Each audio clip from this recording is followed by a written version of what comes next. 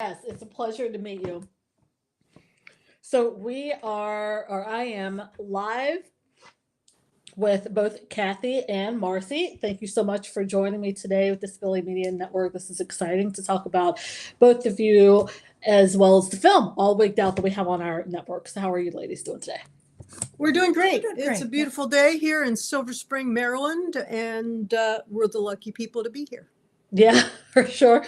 Yeah, it's been off and on here in Pittsburgh. We've had rain off and on. So when it stops raining like now, then the sun will try to come out, and then eventually it starts raining again. Yeah.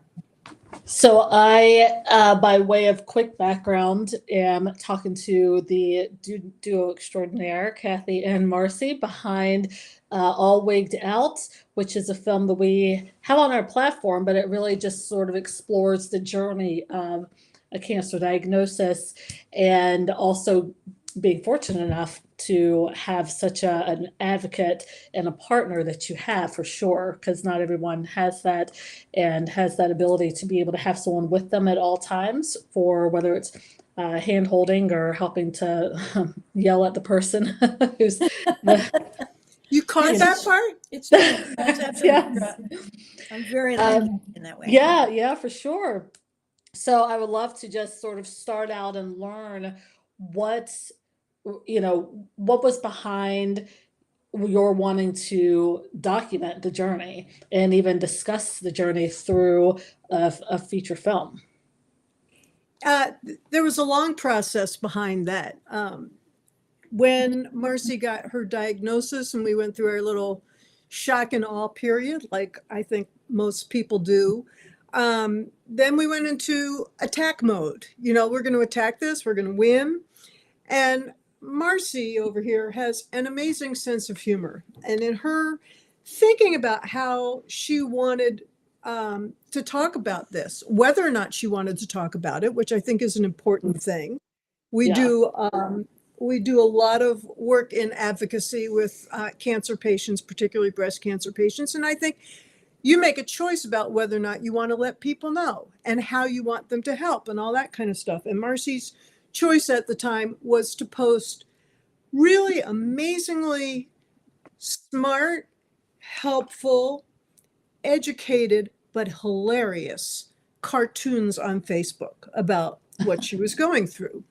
And after, months of that and months of what we had gone through together, I went, I think this is a show. I think this is a theatrical piece. And I think we can help people with that in terms of not only how to respond to the diagnosis, but how to get the help you need, what you can and can't say to the doctors, which as far as I'm concerned is anything, and also how to keep your sense of humor. Well, there's a lot of sense of humor in it. I actually watched it maybe 6 months or so after my friend was diagnosed with breast cancer. So it was really interesting. I mean, some of the things in there, whether it's, the comment about going to the doctors and they're, questioning your positivity, or, it's just so things that I heard also. So it was just so spot on. But I am curious, Marcy, what was your impetus for even wanting to talk about it? Was it more for your purposes on a therapeutic level to just get it out, or was it to help other people, or It's more to help other people. We've worked in front of audiences for years. We've worked with general audiences, very specific audiences. And my first reaction when I found out that I was going to go through chemo, I mean, there were a few diagnoses that, every time you see the doctor, it's a little bit worse. So I called my doctor. I said, I don't think I'm coming to see you again. If it's just going to be worse next time. But I knew I was going to be bald, and we live in a neighborhood with kids. So that was my first impetus for telling people. I knew that I was going to look different, and I didn't want the kids to be afraid or anyone to be afraid to talk to me. But mainly the film for me was a way to point out ways to make fun of the process a little bit. Not that it's a funny process, but just the ways that I got through myself were really, teasing my radiologist because I told her that, I think it's working because now garage doors open and close when I walk by, or I leave footprints that glow in the dark, all that weird stuff. But that's just how I survived. Um, and if any of that can help anybody else, if people don't feel like they want to laugh about it or can laugh about it, I understand that. I had those days too. But if there's any way to just bring some light and some sharing and let people know that they're never alone in this process, that's the best I can do. Yeah, that's amazing for sure. And behind all of it is your background in as musicians. So I'd love to know how that influenced your making of this documentary. Well, it influenced it a lot. Once we decided that we were going to do this, we both also have a storytelling background. Mhm. And in the context of our music, we tell stories about the songs before we get to the songs, but we also do storytelling that is more storytelling than music And involved. I went to And school for theater. the first Okay. the first thing we did was we called a friend named Andy Offit Irwin, who's a professional full-time storyteller. And he had been a dear friend for many, many years. And we said, Andy, are you interested in working on this with us? We want somebody who is um, really a full-time storyteller to influence how we tell this story, to help us with it. And he was right in there from the beginning. And originally, we were planning to do this as a theater piece, not as a film. But this all happened during the pandemic. The writing of this piece was in process pre-pandemic. Along came the pandemic. Our first theatrical production was canceled because of the pandemic. And, we all thought the pandemic would go on for a month or two. And, 6 months later, we're sitting there going, oh, this isn't over. And I woke up one day and I said, the dream of doing this in theaters is a great dream, but we don't know when theaters will open. And then we'll be in line for 2 or 3 years as they meet all the rest of their commitments. And I thought, we could turn this into a film and serve a lot more people because you don't have to be sitting in that theater with us. And at that point, we turned to another really good friend and contact, Scott Silberstein from HMS Media in Chicago. And that's a company that has filmed lots of Broadway musicals. They're they're at the top of their game. And I said, Scott, I've got this idea. Do you think you'll be interested? And he got his team on board, hooked us up with a great director. We moved to Chicago for a month and rehearsed with the director for a month while the rest of the team came and watched what we were doing, built a set, because you couldn't even get into theaters. We had to build a set in a dance studio. And during the pandemic, we had a live vaccinated masked audience for the show.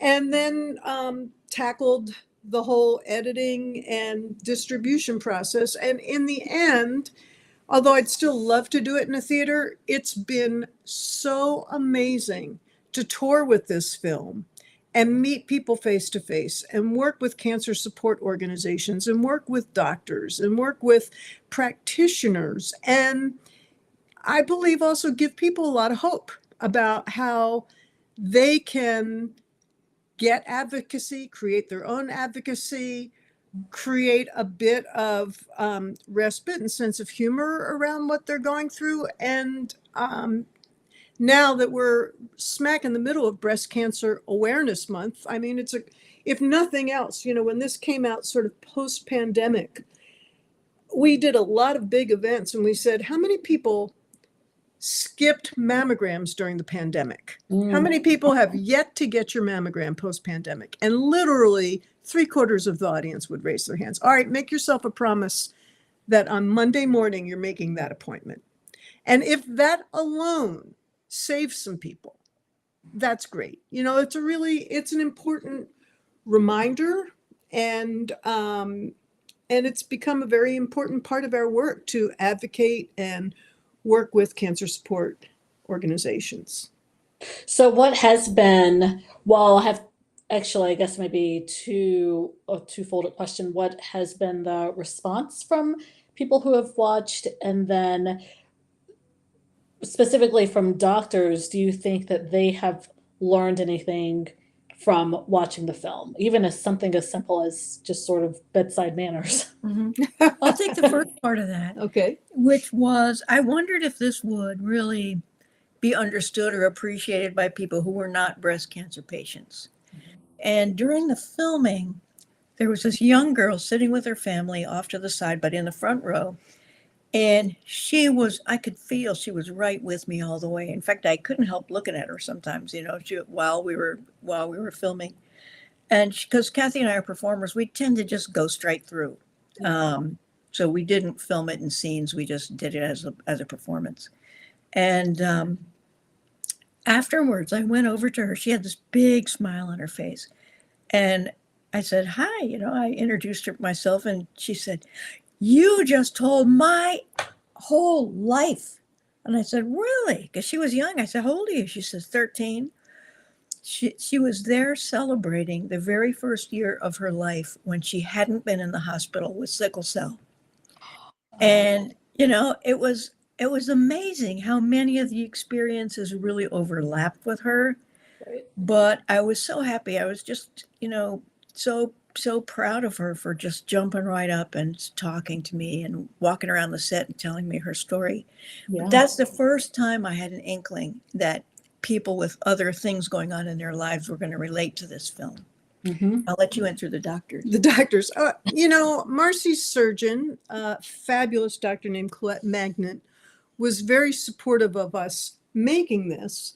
And she watched an early rendition of a reading. And it was very interesting because we went through this reading and the film and the play changed quite a bit. But at that time, we're sitting on her couch watching this reading together. And she goes, wait, who said that? Is that one of my doctors? And I feel like every facility that works with cancer patients has their own vibe. We've been places like we did something at, I think it was Mass General last April for their big Pink is Lighting the Way breast cancer conference. And after hearing their doctors talk, I was like, oh, I wish I had been there, Yeah. because of the holistic method in which they handle everything. Sure. But I think that doctors are like all other humans. You got great doctors, you got doctors with great bedside manner. Elizabeth Coleman, who wrote the book, the brand new book called, oh dang, I'm gonna have to look it up. The title of her book. It's, I'm going to look it up as we talk because she talks about meeting her. She's an oncologist in New York, and she talks about meeting her patients for the first time. And the first thing she says to them is, what brings you joy? Wow. And in that discussion, okay, here's my library, All in Her Head. Everybody needs to read this book, All in Her Head by Elizabeth Coleman. And when she says, what brings you joy? She knows that you're sitting in her office as an oncologist because you have some kind of cancer and she's a breast cancer specialist and you're about to go through a big deal. Yep. And she wants to help you hang on to what brings you joy in that process. Wow.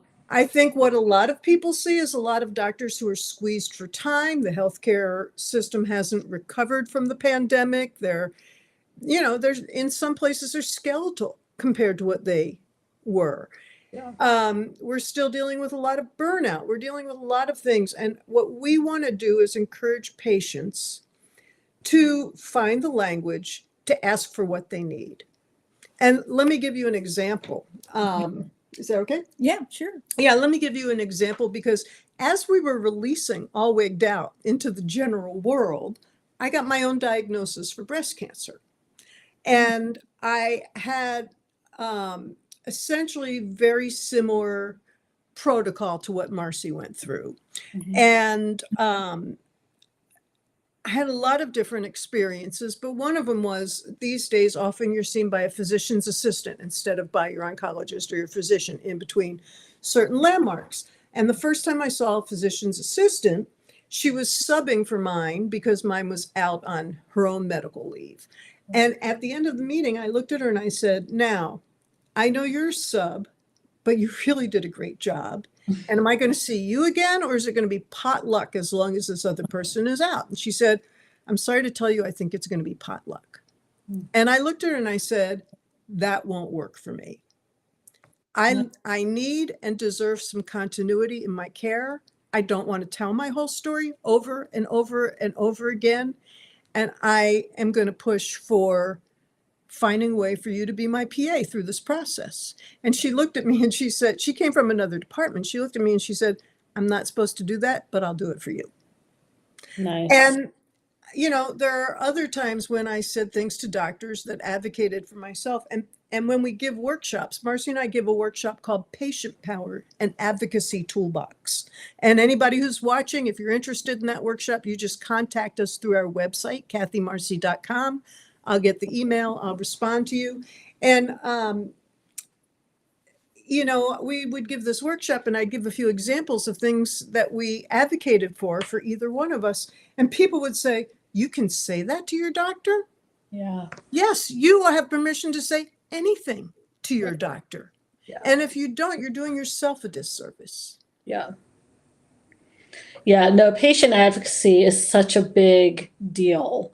We just have heard over the years so many stories of people who may have had a different outcome if they didn't advocate for themselves. And kudos to you for advocating for continuity and care, because I think that's a part of care that really gets overlooked or maybe undervalued in the healthcare system, just how important that is. And in going through such an incredible journey as cancer, if there's anything that you would want some level of stability on, certainly you would want it to be in your healthcare.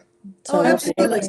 By example, It's the Marcy had, human. It's the human part of us that really Yeah. wants that, and we need to keep that through treatment. We can't Right. feel like we're automated machines, you know, passing through the car wash by any, you know. well, I think the Yeah. corporations that own the medical entities now feel like having everything in your chart means that everybody has the same information. But your chart's not the human, Right. you know? And so Marcy had the same chemo nurse Mhm. 12 weeks in a row. Nice. I had different chemo nurses every week. And what does that mean? That means you're telling your story over and over again. And, you know, sometimes I'd get repeat chemo nurses and they go, oh, yeah, I remember you. But those are two different experiences. They are, for sure. So how did your creative process change over the course of your cancer journey? Well, for mine, being a musician first and foremost, I lost the use of my hands. So that was emotionally horrifying for me as a guitar player. Yeah. And I play other instruments too. I also had trouble, of course, with my legs and feet. I say, of course, just because they're so related, but it didn't bother me to have as much trouble with my legs and feet or balance as it did to lose the use of my hands. Um, and I did tell my doctor over and over every time I saw her, it's like, I can't touch anything. I can't use my hands. I can't play the guitar. Well, what she didn't know was I've played guitar since I was 5. So for me, I could be sick as a dog. I could be standing on a big stage or on an elementary school desk with a dog biting my ankles, and I could still play the guitar, you know. But guitar was the last thing to go for me, really. My hands were so automatic. And it was just a part of me to play the instrument.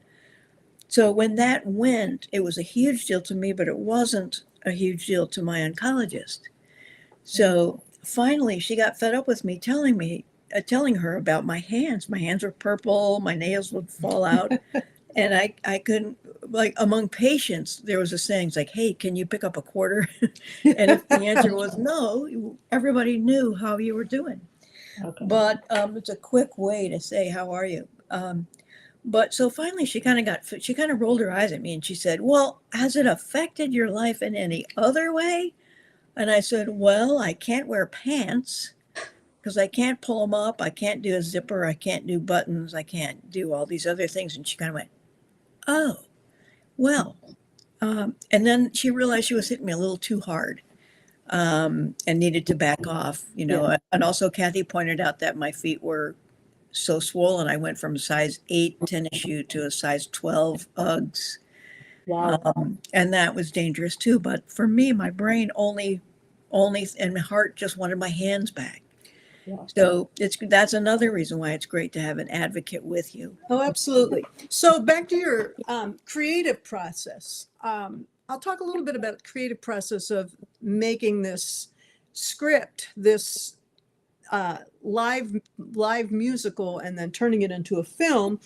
We really started just by writing down the story. I type pretty fast, and I would say to Marcy, we'd go on walks or whatever, and sometimes I'd record her. If she said something brilliant about this that belonged in the play, I would just get out my phone and I'd say, repeat it, And it was really, I think, as a lot of people do, that matter of overwriting. Let's get every experience.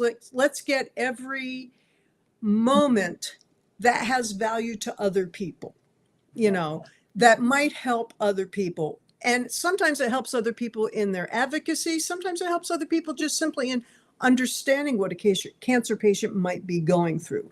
Let's do that. And we probably had 50 pages of stories. And then we had to sort of organize them into sections and get a little on the sequential side. And then we brought in our friend Andy off at Irwin, and we all sat and edited and had Marcy work out scenes and figure out different pieces like that, and slash and cut and slash and cut. In the literary world and the playwriting world, they're always like, you're going to have to bury some of your children. You think this paragraph is really important, but nobody else cares about it. And we went through that process for a long time with Andy.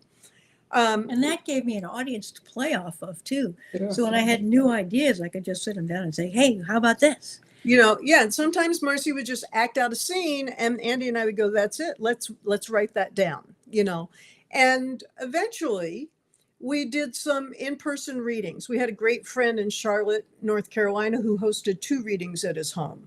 And at that moment, we're like, this is where we find out whether we really have something or this has just been a good experience.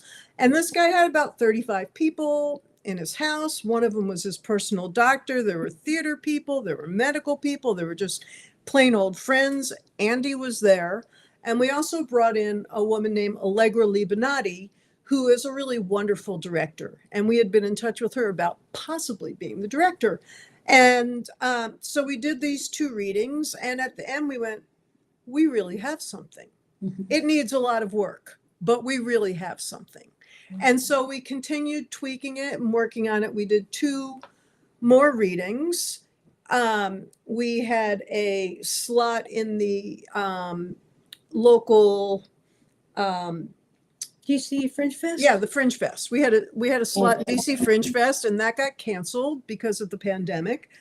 And then we sort of just took a little break. Okay, let's just take a break from this. And when I woke up one day and said, oh, this could be a film and we could serve a lot more people, and I gave a call to the HMS people, we interviewed 6 different directors who have experience with film, and chose a fabulous director named Tracy Walsh. And then for the next 2-3 months, we met with Tracy twice a week on Zoom, fine-tuning this script, acting out pieces, reading them out loud, figuring out what worked, burying the children that didn't deserve to be in the play, the whole, that whole thing. Meantime, we raised funds. It's not cheap to make a nice looking, good film. And we did a Kickstart. No, it was like a GoFundMe. Yeah. And we raised about $125,000. Oh, wow. Nice. We moved to Chicago for a month. HMS Media is in Chicago. And we moved to Chicago for a month. We had a great fortune of being hooked up with some fans who we'd never met. But they had a beautiful, beautiful Frank Lloyd Wright home in Chicago that they were not going to be in for the month of July. And they said, take our house. So we had a place to move to. We went and rehearsed with Tracy 6 days a week, and a band. We found 2 fabulous, fabulous musicians in Chicago who were just perfect for this. Stacy McMichael on bass and Janet Kramer on drums. They came and rehearsed with us several times. And then for the last couple of days, full kind of dress rehearsals. And then we just bit the bullet. Meantime, where did the money go? Well, we had to rent the space. We had to hire a lighting and set director. It's union stuff. He created a set. He built it. As you watch the film, you can see how amazing the lighting was. It was something like a 5-camera shoot. You've got the video director. I mean, it's a fully professional film made on a shoestring, but I don't think it looks like it's made on a shoestring. And as folk singers, we're pretty used to squeezing water out of rocks. And about 2 months later, we had a finished film, and then it was our job to figure out how we were going to distribute it, how we were going to get it out there. We didn't even we didn't even get a chance to do a run through on a stage. It was so down to the minute. It's like, I got to have 5 more minutes for this cue. And then, whoops, it's time to here comes the audience. Yeah. And then, so we filmed it on a Saturday evening, and we filmed it again on a Sunday afternoon. And we came home and slept for a week when that was over. It was so exhausting. But as we started doing screenings, the feedback was amazing. And then I entered it into film festivals, and we got awards from 20 different film festivals that gave us, there were a lot of the performing arts centers that we work at that were interested in showing the film. We hooked up with our local Hope Connections for Cancer Support and created a fundraiser for them to do our Maryland premiere and helped to raise them about $15,000 in the process, and had this great, wonderful event. And then through, networking and all that kind of stuff, got a lot of invitations to present it at cancer support organizations and other musical venues. And it's been really amazing. And the great thing is, if we had done it in theaters, we would have done a handful of theaters, and they would have had 200 to 600 people in them, and then you're done and it's over. That's it. And now it's here forever to help anybody that it might help. Yeah, for sure, for sure. I mean, what do you want people to take away from the film? What message do you hope to leave with the audience? Whether they decide to share their own experience or not, I hope that this film gives them hope and some directions of things that they can try. And for people who are caregivers or audience members in general, I hope that it helps them see clearly that they can speak up and say anything to their doctor. And they can, if they want to be private, they certainly can. And if they want to reach out, there are places where they can reach out, and hopefully, this film is helping people find the resources that are near them, but mainly just a sense of strength, a sense of, yes, this is totally new to me, but here are some people who've gone through it. And I hope they can just kind of stand on our shoulders and take what we've done and add their own to it, but at least use it as their first experience. Like when you're going into something like this, of course, it's your very first experience, and you have to kind of experiment with how to get through it. But if you watch a film like this, that is not a negative film. It's all positive as far as our intentions.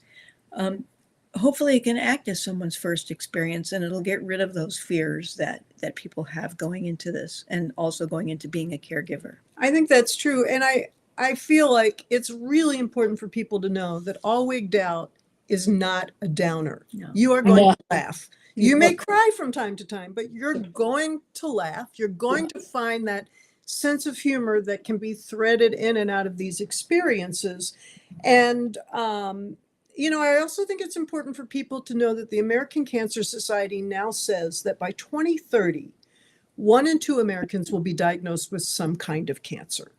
Wow. It is on you to take care of your health, to get the screenings. It's on all of us to clean up the environment and deal with all the reasons that we're getting so much more cancer, but it puts us on alert.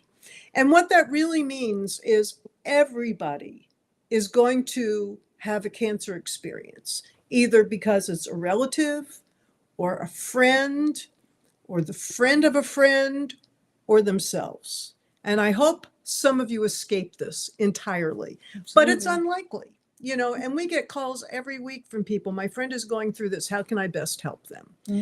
Mm. You can be part of the team to make it a slightly easier experience. And as long as people know that somebody cares, that helps a lot as well. Yeah, I agree. I agree. Be a part of someone's team and support system for sure. Well, Kathy, Marcy, it was so fun talking to you too, meeting you virtually like this, and I appreciate you jumping on to do this Q&A. Definitely go watch All Wigged Out. It is a funny movie that just explores the journey of a cancer diagnosis and how, well, it really mainly focuses on Marcy, but Kathy, you've had your own experience with that too. So yes, certainly. Thank you so much. I appreciate your time. Well, we appreciate the Disability Network making this film available to people. Yeah. Yeah, for sure. Thank you for spending this time with us. We appreciate it. Yeah,